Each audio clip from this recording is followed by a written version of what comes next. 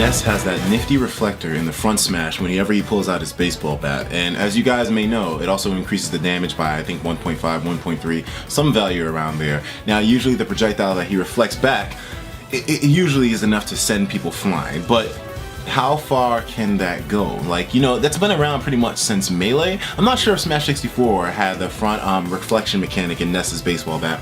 I didn't really play Smash 64 too much. Melee was the game I first started getting on, but since Melee from my knowledge. But anyways, so we're here now to test the potential of this bat. I want to give a big shout out to Cody Stree, who managed to do this test. The test basically involves the villager dropping the bowling ball and Ness as a character reflecting the bowling ball back and forth between the two of them.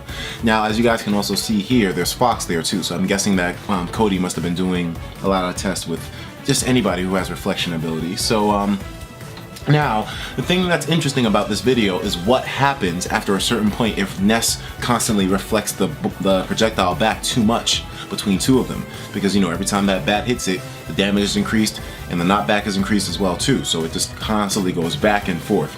The villager's pocket sort of has the same ability as well with the whole projectile thing. So let's see what happens when Ness constantly knocks the bowling ball back and forth too much. It's really interesting.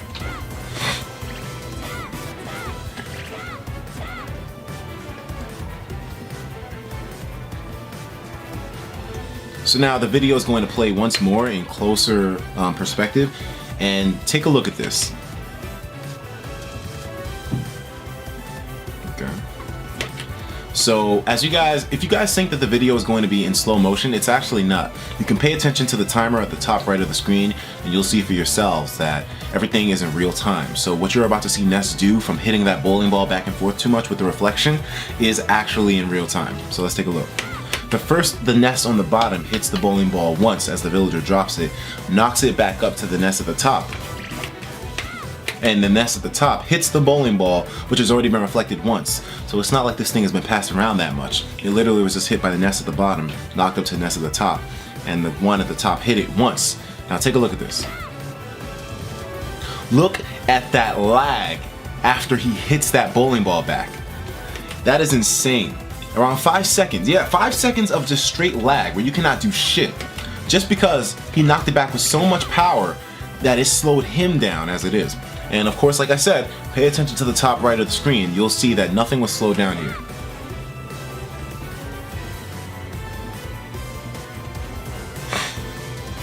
I thought it was pretty crazy that this happened because they don't really say anything about Ness reflecting the projectile too much. Can slow him down. I'm not sure if that's even in the tips section of the Smash game, but I mean, it's pretty interesting that this happened to happen. But then again, it's not probably impractical. You know, something like this probably wouldn't really happen too often.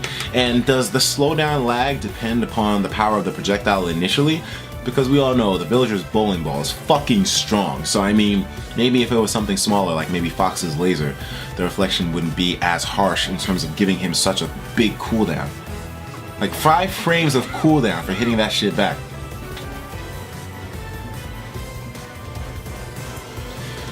Insane stuff right there, man. I would love to see this test, like I said, done with something which is a lot more minuscule, like Fox's laser. Definitely love to see that in action, but I mean, it'll be hard to emulate it, I suppose, unless you have Fox stand next to Ness, in a sense. I can see it being done, though. But what do you guys think about this? I didn't really think something like this was possible. And of course, you would think that this would just constantly get reflected back and forth, but it seems like Ness has a limit in terms of how powerful the projectile he can reflect can be. If it's too strong, he can reflect it, but he's got to take a ton of frame lag. I guess you can call it cooldown in a sense, but he's going to take a ton of it.